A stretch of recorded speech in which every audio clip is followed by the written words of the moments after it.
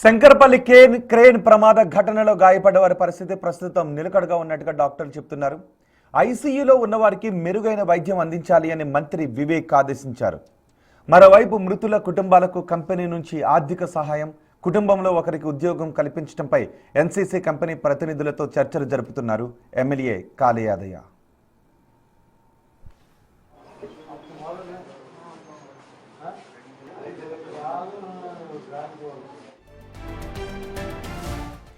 Crane ప్రమాదంలో చనిపోయిన వారికి రాత్రికి రాత్రే పోస్టుమార్టం నిర్వహించి బీహార్, ఉత్తరప్రదేశ్కి తరలించారు. ప్రమాదంపై విశ్లేషించడానికి ఇంజనీరింగ్ నిపుణులను రప్పించారు. ఘటనా స్థలంలో వివరాలు సేకరించారు రెవెన్యూ, కార్మిక, మున్సిపల్ అధికారులు. ఈ ఘటనపై కేసు నమోదు చేసి దర్యాప్తు చేస్తున్నారు పోలీసులు. పడిపోయిన భారీ క్రేన్ను తొలగించడానికి మరో 5 క్రేన్లు రప్పించి క్లియర్ చేస్తున్నారు.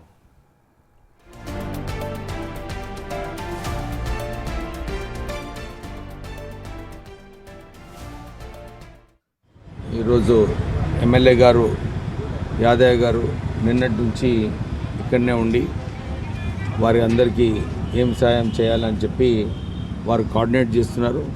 మా లేబర్ డిపార్ట్మెంట్ నుంచి కూడా మా డైరెక్టర్ ఆఫ్ ఫ్యాక్టరీస్ ఇక్కడ ఉన్నారు. వారు ఆల్రెడీ మేనేజ్మెంట్తో మాట్లాడినారు. ఏదైతే కంపెన్సేషన్ ఇవ్వాలో చట్టం ప్రకారంగానైతే కంపెన్సేషన్ ఎట్లా వస్తుంది, దాంతోపాటు మేనేజ్మెంట్ వారు ఎవరైతే చనిపోయినారో లైఫ్ లాంగ్ వారికి శాలరీసు, ఎక్స్గ్రేషియా కూడా ఇవ్వాలని చెప్పి వారు మేనేజ్మెంట్తో మాట్లాడుతున్నారు మా డిపార్ట్మెంట్ వాళ్ళు. డ్యూరింగ్ ద డే ఈరోజు ఏదో ఒక నిర్ణయానికి వచ్చి వాళ్ళను ఎట్లా ఆదుకోవాలి, వారందరికీ ఎట్లా సాయం చేయాలని చెప్పి వాళ్ళ ఫ్యామిలీస్ అందరికీ కూడా పర్మనెంట్ ఉద్యోగం ఇవ్వాలని కూడా మేనేజ్మెంట్ డిసైడ్ చేసింది. సో టుడే మరింత సమాచారం అందించడానికి మా ప్రతినిధి రాణా మనకు అందుబాటులో ఉన్నారు. రాణా, ఆసుపత్రిలో చికిత్స పొందుతున్న వారి పరిస్థితి ఏ విధంగా ఉంది? అలాగే అక్కడ శిథిలాల తొలగింపు ప్రక్రియ ఎంతవరకు వచ్చింది? 11 మంది 2 హాస్పిటల్లో జాయిన్ అయ్యారు. ఒకటి లలిత హాస్పిటల్, రెండోది గాయత్రి హాస్పిటల్. అయితే లలిత హాస్పిటల్లో ఉన్నటువంటి 10 మందికి సంబంధించినటువంటి ఆరోగ్యం ఇప్పుడు స్టేబుల్గానే ఉంది. కొంతమందికి మొత్తం కాళ్ళకి గాయాలయ్యి కట్లు కట్టారు. తర్వాత వాళ్ళకందరూ కూడా డిశ్చార్జ్ స్టేజ్లో కొంతమంది అయితే ఉన్నట్టుగా మనకు సమాచారం అవుతుంది. అయితే వాళ్ళదంతా కూడా బీహార్ చెందినటువంటి రాష్ట్రం కాబట్టి వారికి సంబంధించినటువంటి మనుషులు ఎవరు ఇక్కడ లేరు. కేవలం వాళ్ళకి సంబంధించినటువంటి ఇతర సంబంధించిన వర్కర్స్ అంతా కూడా వాళ్ళు వేరే యూనిట్కి తరలించినట్టుగా మనకు సమాచారం అవుతుంది. సో వీరిని మాత్రం ఇప్పుడు పూర్తిగా ఉదయం నుంచి మంత్రి ఇక్కడ వారిని పరామర్శించిన తర్వాత ఆరోగ్య శాఖ కూడా వారిని పూర్తి స్థాయిలో టేక్ కేర్ చేస్తున్నటువంటి పరిస్థితి అయితే కనపడుతుంది. దాంతోపాటు మంత్రి వారిని పరామర్శించి వాళ్ళకి పూర్తి స్థాయి భరోసాను కూడా వారు ఇచ్చారు. ఎందుకంటే వారు ఇప్పుడు కోల్పోయినటువంటి జీవితానికి ముఖ్యంగా 5 మంది దుర్మరణం పాలయ్యారు కాబట్టి వారి కుటుంబంలో ఉన్నటువంటి ఒకరికి ఉద్యోగం ఇస్తూనే ఏదైతే వీళ్ళు ఇన్ని రోజులు ఎర్న్ చేసిన నెల శాలరీ తీసుకుంటున్నారు కాబట్టి ఆ శాలరీ కూడా శాశ్వతంగా వాళ్ళ కుటుంబంకి అందించేలా కూడా ఎన్సీసీ కంపెనీతో ప్రభుత్వం మాట్లాడుతుంది. దాని తగ్గట్టుగా ఇప్పుడు కాళీ యాదయ్య కూడా ఇనిషియేటివ్ తీసుకున్నాడనేది కూడా మంత్రి చెప్పారు. అయితే కాళీ యాదయ్య ఉదయం ప్లాంట్ దగ్గరకు కూడా వచ్చారు. వచ్చిన తర్వాత కంపెనీకి సంబంధించిన ప్రతినిధులతో కూడా ఆయన మాట్లాడడం జరిగింది. రెవెన్యూ డిపార్ట్మెంటు, కార్మిక శాఖ డిపార్ట్మెంటు, మున్సిపల్ డిపార్ట్మెంట్లు, స్థానిక పోలీసులు వాళ్ళందరూ కూడా అక్కడ చర్చలు జరుపుతున్నారు. అయితే కంపెనీకి సంబంధించిన యాజమాన్యం మాత్రం వాళ్ళు చెప్తున్నారు, ఇది ఊహించిన పరిణామం, ఇది సడన్ గా జరిగింది, మాకే అర్థం కావట్లేదు, మేమే షాక్ లో ఉన్నామనేసి కూడా వారు చెప్తున్నారు. అయితే ఈ ఘటనపై పోలీసులు పలు అనుమానాలు కూడా వ్యక్తం చేస్తున్నారు.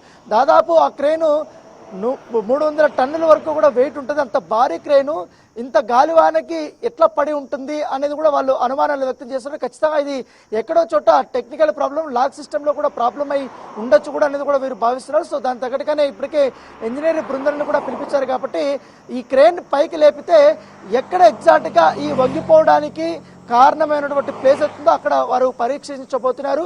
ఒకవేళ నిజంగానే ఇది గాలికి పడిపోయిందంటే అట్లా కూడా కన్క్లూజన్గా ఇవ్వలేమనేది కూడా కొంతమంది ఇంజనీర్లు చెప్తున్నారు.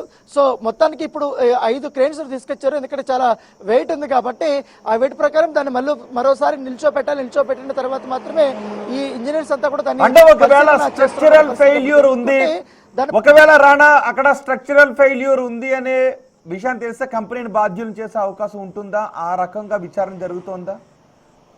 ఎందుకంటే అంత కెపాసిటీ ఉన్న క్రేన్ కేవలం గాలివానకు కూలిపోయింది అంటే అక్కడ ఖచ్చితంగా ఏదో లోపం ఉందని అనుమానాలు వ్యక్తమవుతున్నాయి. అంటే నిన్న ఆపరేటర్తో మనం మాట్లాడినప్పుడు అతను చెప్తున్నదంటే గాలివాన గట్టిగా వచ్చింది. సో ఈ నేపథ్యంలో అప్పటి వరకు నేను ఆపరేషన్లోనే ఉన్నాను.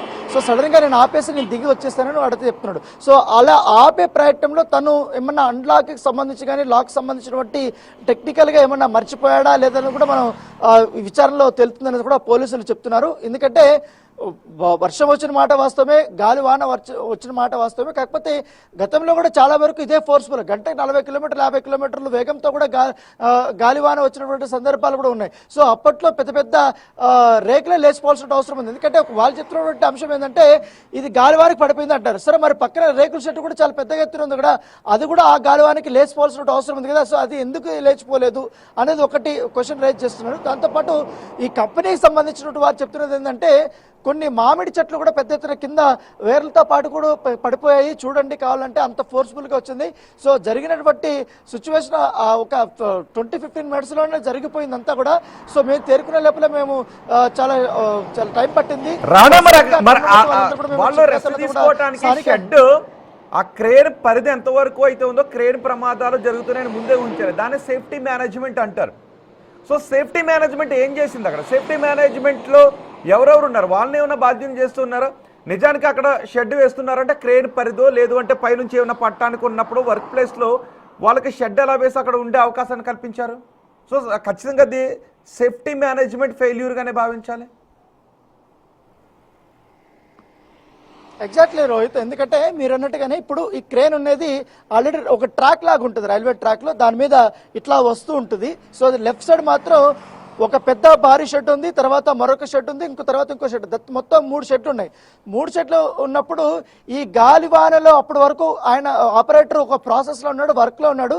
ఎప్పుడైతే ఎక్కువ అవుతుందో దాన్ని కొంచెం దగ్గరికి తీసుకురావడానికి, అంటే షెడ్ల దగ్గరికి తీసుకొచ్చి పార్క్ చేసి అతను దిగడానికి, సో అతను దిగి షెడ్ల కిందకి వెళ్ళడానికి ప్రయత్నించినట్టుగా సమాచారం అవుతుంది.